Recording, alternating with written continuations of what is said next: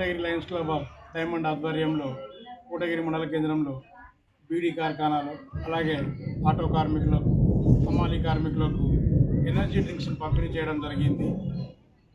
Lions club ఆధ్వర్యంలో పంపిణీ చేసిన ఈ ఎనర్జీ డ్రింక్స్ని కష్టపడే కుటుంబాలకు కష్టపడే వ్యక్తులకు ఇవ్వాలన్న సంకల్పంతో ఈరోజు పంపిణీ చేయడం జరిగింది.